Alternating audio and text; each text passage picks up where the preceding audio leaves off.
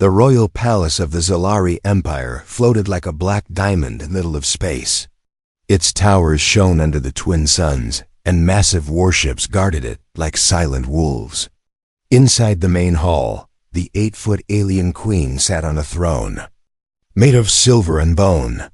Her golden eyes watched the council below. She was feared by the entire galaxy. Her words could start wars. Her smile could end kings. But today, she was laughing. The council had gathered to discuss a strange problem. The queen's royal bloodline was getting weaker. Generations of inbreeding had made the royal heirs sickly and short-lived. Some ministers suggested finding stronger DNA outside their kind. One bold general even said, perhaps from humans. The whole court froze. Humans were newcomers to the galaxy. Small, fragile, with short lives, no one respected them. The queen herself had crushed their armies in battle not long ago. So, when she heard the idea, she threw back her head and laughed, a deep, cruel laugh that echoed through the chamber. Breed! With a human? She said, her voice dripping with mockery. You want the royal blood of Zalari to mix with the animals? From a dirt planet? Shall we let them sit on my throne too? The councilmen bowed their heads in silence. No one dared answer. The queen stood tall, her black and gold armor shining under the lights. She looked down on everyone like a goddess made of steel. That was when the doors opened. 2 guards entered, dragging a man in chains. He was human. His clothes were torn from battle, his face bruised, but his eyes were calm. This is the prisoner from the Battle of Orion Gate, the captain said. The one who killed 50 of our soldiers before capture. The queen stepped down from her throne, towering over him like a shadow. She sighed, her voice cold as ice. You are the one they call a soldier of earth? The man did not bow. He did not speak. He only looked at her with steady eyes, as if he was not afraid of death itself. The queen smiled slowly. Tell me, human, she said, her voice soft now, almost curious. Do you feel honored to stand in front of me? The man's lips curled slightly. I've seen death closer than you, he said simply. The entire hall gasped. No one had ever spoken to the queen like that and lived. The queen's smile vanished. She leaned close until her golden eyes locked with his.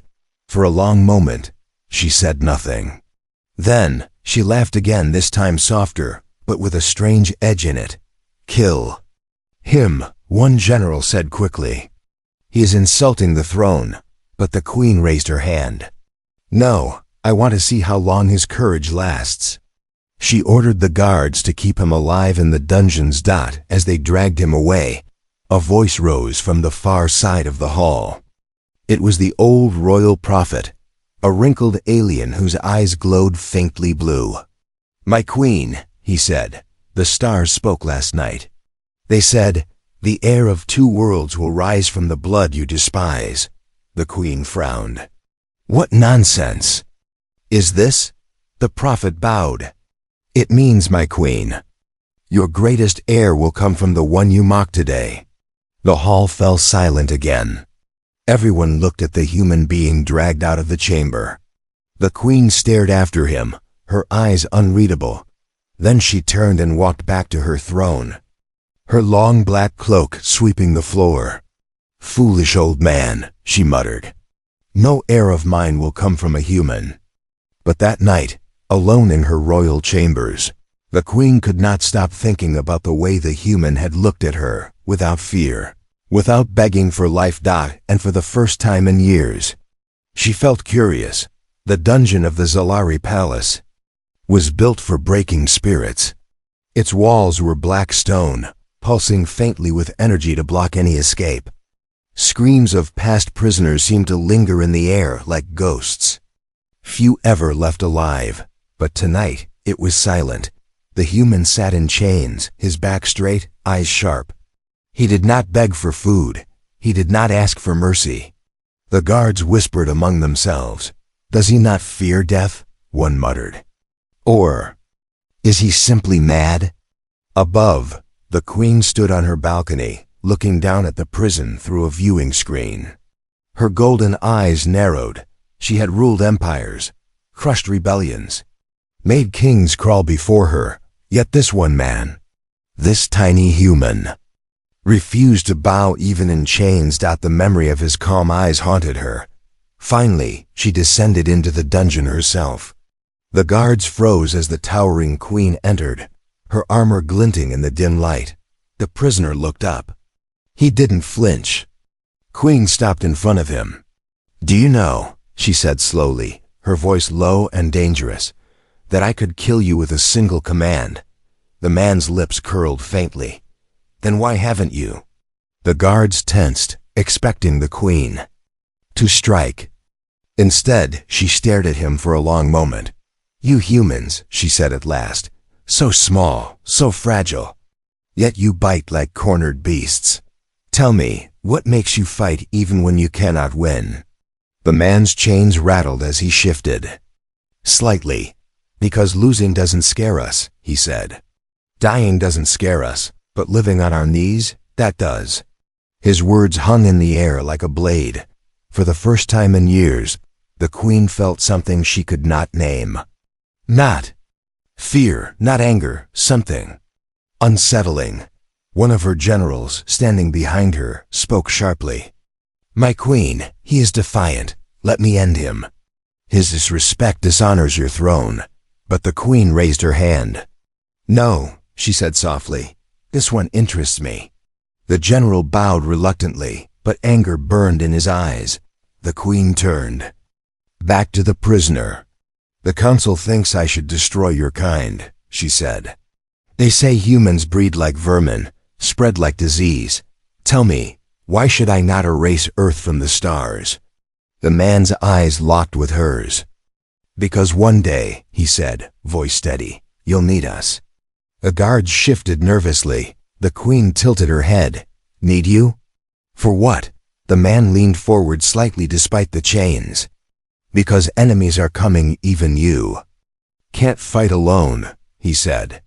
"And when they do, it won't be your armies or your council who save you. It'll be people like me." The queen stared at him. His words stirred something dark and unspoken inside her. For months, she had heard whispers of a threat rising beyond the outer rim, a force devouring planets. But she had dismissed it as rebel rumors. Now this human spoke of it like he had seen it, with his own eyes. The prophet's words from earlier echoed in her mind. "The heir of two worlds will rise from the blood you despised." She pushed the thought away. Nonsense. Prophecies were for the weak-minded. And yet, "Keep him alive," she said at last, turning to leave.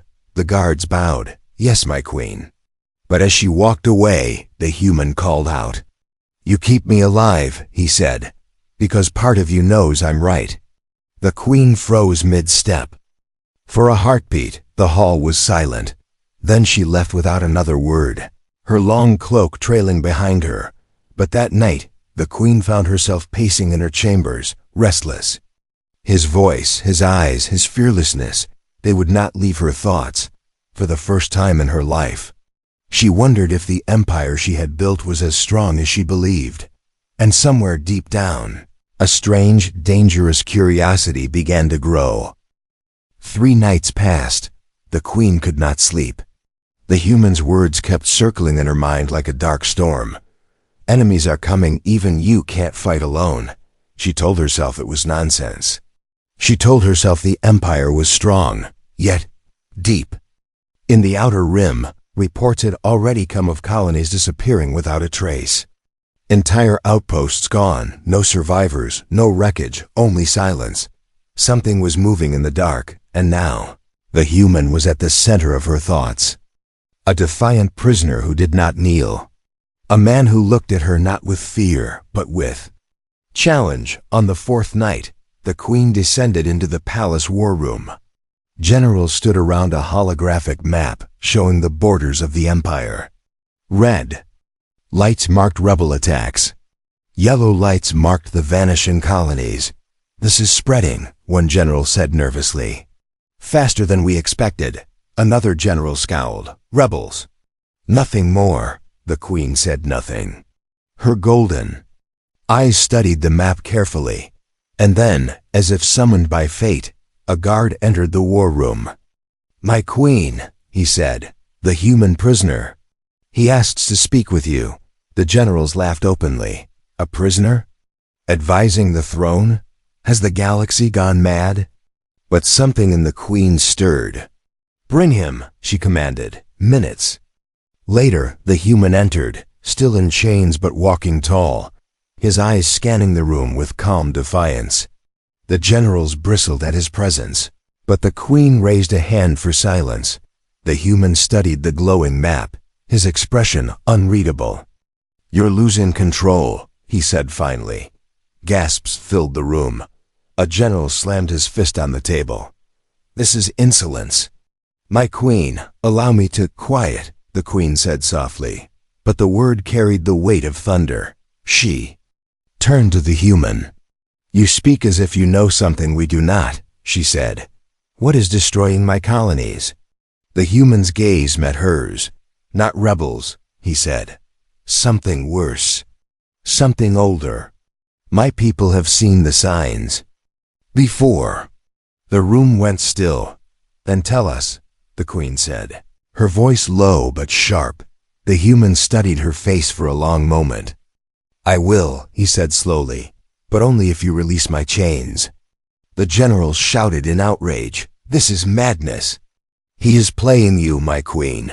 But the queen's eyes never left the human. There was no fear in him, no trembling. Just cold certainty. Finally, she stepped forward. With her own hands, she unlocked the chains. The generals erupted in protest. He is a prisoner. The queen's voice cut through them like a blade. He is my prisoner, and he will speak. The human rubbed his wrists but stood tall. It's not rebels, he repeated. It's something that moves between stars, feeding on planets like a plague. It doesn't negotiate. It doesn't stop, and it will come here. The queen's eyes narrowed. And how do you know this? The human's voice was steady. Because on my world we have seen it before.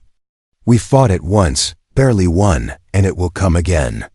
The generals laughed bitterly. Lies, a trick to scare us.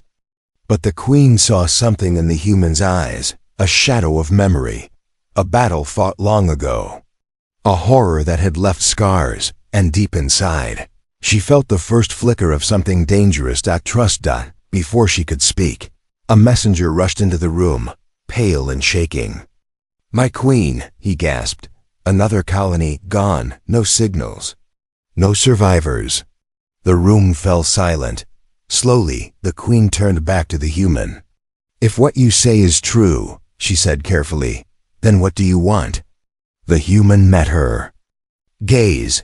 An alliance, he said simply. You want to save your empire? Then listen to me. Because your generals won't. The generals erupted in outrage, shouting about honor, betrayal, and war. But the queen raised her hand, silencing them all.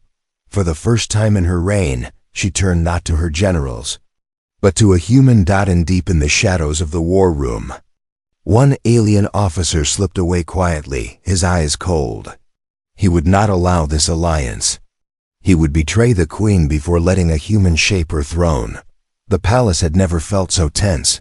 The news of the destroyed colonies spread through the empire like wildfire. Fear whispered in the streets. Soldiers spoke of shadows between the stars devouring entire worlds. Some claimed it was a myth. Others believed the end of the empire had begun. And in the middle of it all stood the human, no longer a chained prisoner, but not yet a trusted ally.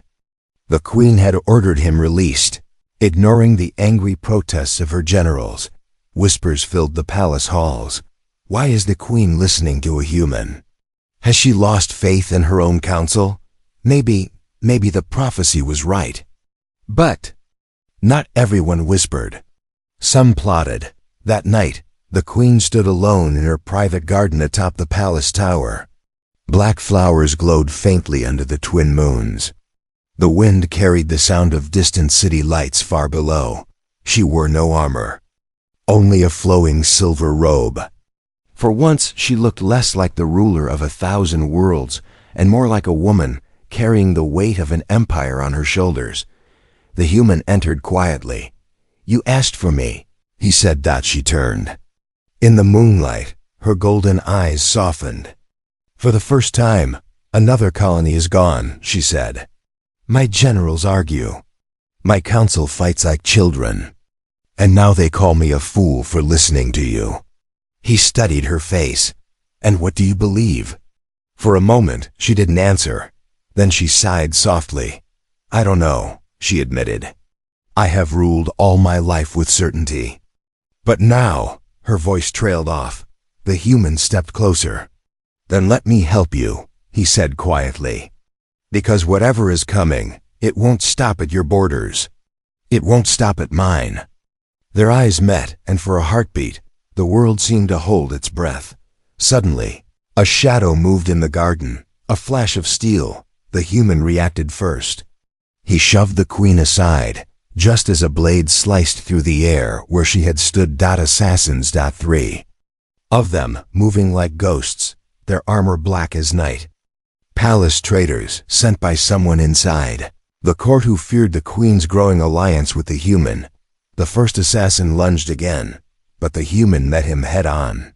He fought with the speed of desperation, unarmed but deadly.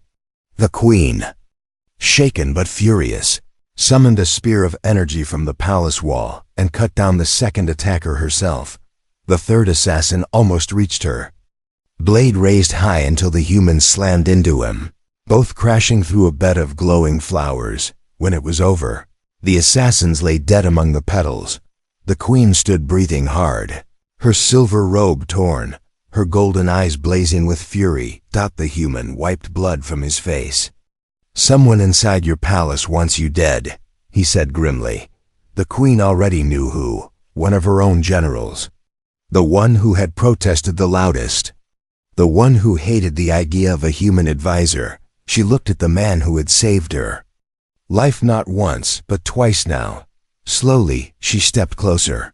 "You could have escaped," she said softly. "While they attacked, you could have run, yet you stayed." The human looked at her steadily. "I gave my word," he said simply. For the first time in years, the queen felt something strange in her chest. It wasn't fear. It wasn't anger. It was trust. Dangerous. She studied his face in the moonlight. This small, fragile creature who had faced death for her. This human who spoke of coming storms while her own council doubted her. Without thinking, she whispered, "Why do you risk your life for me?" His answer was quiet. "Because someone has to." The words sank deep, hitting a place inside her she thought long dead. That night, the queen could not sleep. She kept seeing the fight, the blood, the way he had stood between her and death. The first time in her reign, she felt safe with someone, and it terrified her more than the assassins ever could. The palace was on fire with rumors that the queen had survived the assassination attempt. The assassins were dead. But the whispers in the corridors grew louder each day. "Her own generals are plotting against her," the servant said. "She trusts a human more than her own blood," the ministers muttered. "The empire is breaking apart," the soldiers whispered. The queen heard every word but spoke to no one. Not even her council, only to him. The human. Since the night in the garden, she had allowed him closer than anyone before. He advised her on defenses. He read the battle maps when the generals were dismissed. And slowly, the queen realized. He understood war in a way her people had forgotten. But the council hated him. The generals despised him. And in the dark corners of the palace, the same traitors who sent the assassins began planning something worse. Then came the day. Everything changed. It started in the royal medical hall. The queen had been feeling strange for weeks, tired, dizzy at times, a faint sickness in the mornings. She had ignored it. She was a queen after all. She had no time for weakness. But finally, The royal healers insisted on a full scan. The queen stood tall as the machines hummed around her. She expected to hear words like stress or poison from the assassins. But the chief healer looked pale when he read the results. His hands shook as he bowed low. "My queen," he said softly. You are carrying life." For a moment, the hall went silent. The queen stared at him. "Life?" She repeated slowly. The healer swallowed hard. "You are with child." The words hit her like a thunderbolt. Impossible. She was the queen of Zalari, strong as iron, feared across the stars. And yet, her mind flashed back to that night, the night of the garden. The fear, the fight, the way the human had held her. When the assassins fell, the healers said more words: bloodlines, DNA, growth cycle. But the queen heard only one thing. The father was not one of her kind. The child was. Half-human. When the news reached the council, chaos erupted. "This is treason against the throne," one minister shouted. "She has tainted the royal blood," another screamed. "Kill the human before this spreads." The generals roared, but the queen silenced them with a single look. She stood at the head of the council table, her golden eyes blazing. "This child," she said coldly, "is mine. And no one will touch him or his father while I draw breath." The generals protested. The ministers begged. Some even threatened rebellion, but none dared challenge her openly. Not yet. That night, the human returned from inspecting the palace defenses. He found the queen standing by the great window, looking out at the stars. "You're quiet," he said. She turned slowly. Her face, usually carved from stone, was unreadable. "The healers told me something," she said softly. He waited. She stepped closer. "I carry a child," she said. "Yours." For the first time, the human's calm mask cracked. His eyes widened. "Mine?" The queen nodded once. "Half human, half Solari. The council wants you dead. Some want me dead as well. They call it a scandal, a curse, but—" Her voice softened for the first time. "I think it may be the only hope for the future." He was silent for a long moment. Then he said, "They will come for us both now. You know that." Her golden eyes burned. "Let them come," she said coldly. "I have ruled this empire with fear and fire. But for this child, I will burn the galaxy itself if I must." But deep in the shadows of the palace, the traitorous general who had sent the assassins heard everything. And he sent a secret message to the outer rebel fleets. "The queen is with child. Half human, half royal. Strike now. End her before the heir is born." The message spread faster than fire through dry grass. "The queen is carrying a half-human child across the empire." Reactions exploded like thunder. Some called it an abomination. Others whispered about the prophecy that the heir of two worlds would rise. But the traitors in her council saw it as their chance to destroy her throne forever, and they moved quickly.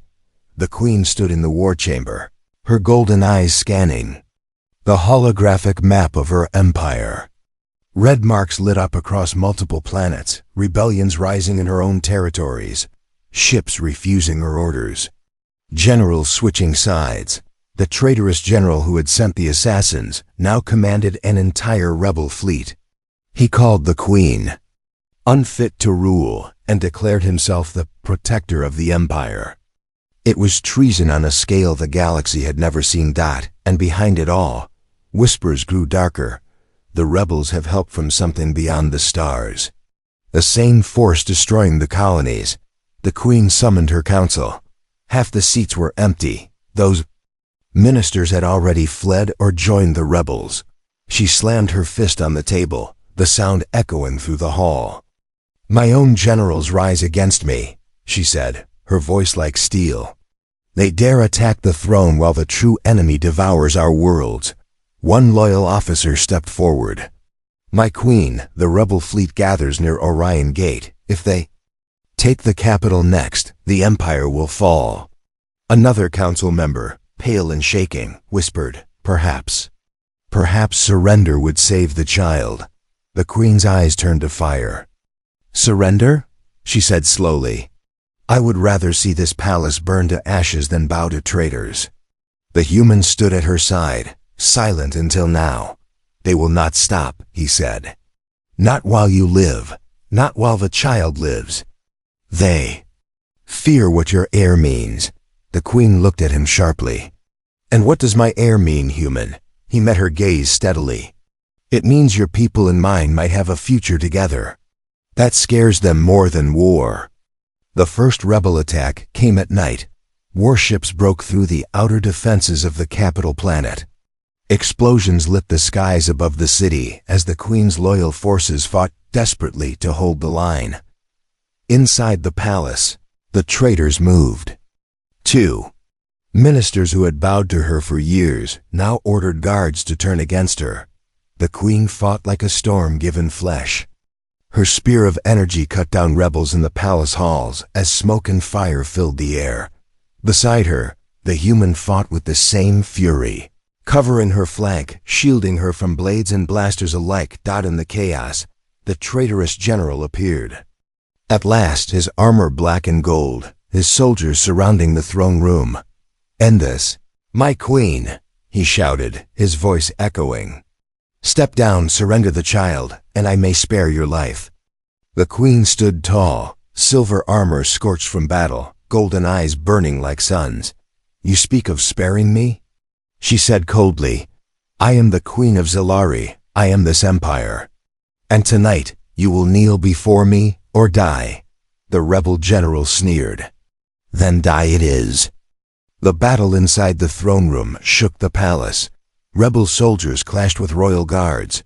Blades met energy spears. The floor cracked under the weight of combat. The human fought like a man possessed, cutting through rebels to reach the general. The queen fought beside him, her spear flashing in deadly arcs. At last, the traitorous general faced the queen herself. Their weapons clashed, the sound like thunder. "You shame the empire with your half-breed child," he roared. The queen's eyes blazed. "That child will unite what you tried to tear apart." With a final strike, she drove her spear through his armor. The rebel general fell, his eyes wide with disbelief. But victory was not yet theirs. Outside the palace, the rebel fleet still battled for the skies. And in the darkness beyond the stars, something worse was coming, the true enemy, the one the human had warned about, and the queen knew the final battle was near. The capital planet burned. Smoke rose from shattered towers. Warships fought like furious beasts in the sky, streaks of fire cutting through the darkness. The rebels were falling back after the queen killed their general, but the empire was wounded, bleeding from inside. And then the darkness came. At first, it looked like a storm in space, black shapes moving against the stars. Then the sensors screamed warnings. It was no storm. It was a fleet. But no normal fleet. The ships were alive. Organic, twisted things that looked grown, not built, moving as one like a swarm of predators. They struck the rebel fleet first, tearing through ships like paper. But they didn't stop there. They came for the planet.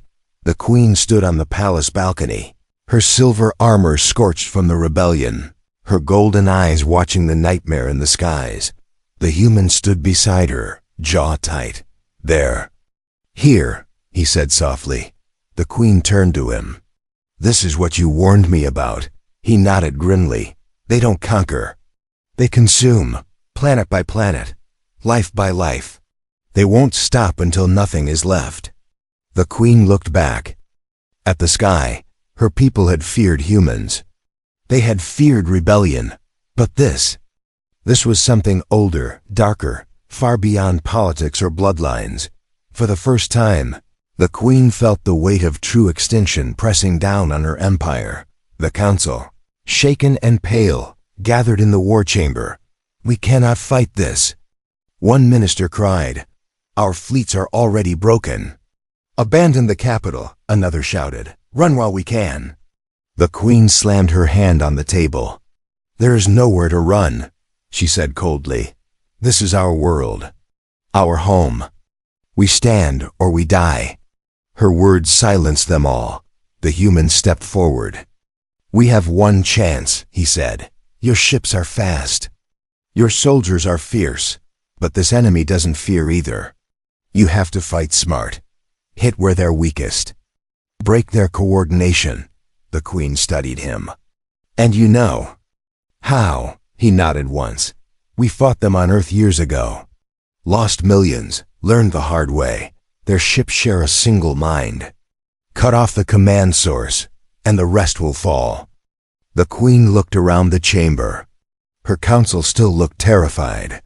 Her generals still doubted, but she believed him, for reasons she didn't fully understand. She believed him. The battle began at dawn. The Queen led from the front, her command. Ship a spear of silver cutting through the sky. The human stood at her side, giving orders to her generals, directing fleets toward the swarm's command vessel. The rebels, beaten but desperate, joined the fight too. Even traitors realized the truth now. If the swarm won, there would be no empire, no rebellion, no galaxy left at all. It was the first time humans, loyalists and even rebels fought side by side. The sky became a storm of fire and steel. Inside the palace, as the battle raged, the Queen collapsed. The healers rushed to her side. "My Queen," one gasped, "the child, he's coming." Even as war consumed the skies, the heir of two worlds chose this moment to be born. Pain racked her body, but the Queen refused to leave the command channel. She gave orders between ragged breaths, her voice fierce as ever. Finally, with a cry that seemed to echo through the palace walls, the child was born, a boy, small, fragile. Yet his eyes burned with a strange silver light, a mix of human and Zalari blood. At that exact moment, in the skies above, the human led the final assault on the swarm's command vessel. He drove a captured rebel ship straight into the living core of the creature ship, detonating its reactors in a blaze of fire. The swarm shuddered. Its ships, once moving as one, broke apart, twisting and spinning lifelessly. The sky cleared. The enemy was defeated. When the human returned to the palace, exhausted and burned, the Queen held the child in her arms. "This," she said softly, looking at both of them, "is the heir of two worlds, born of war, born of fire, and he will unite what others tried to break." The human touched the child's tiny hand. "What will you name him?" he asked. The Queen looked at the stars outside the shattered palace windows. "Hope," she said simply, "because that's what he is. For all of us." And as the suns rose over the ruined capital, the galaxy saw a new future begin, one no rebellion, no enemy, no darkness could ever erase. The Queen who once laughed at the idea of humans now ruled beside one, and in her arms, the heir of two worlds slept peacefully, unaware that he had already changed the galaxy forever.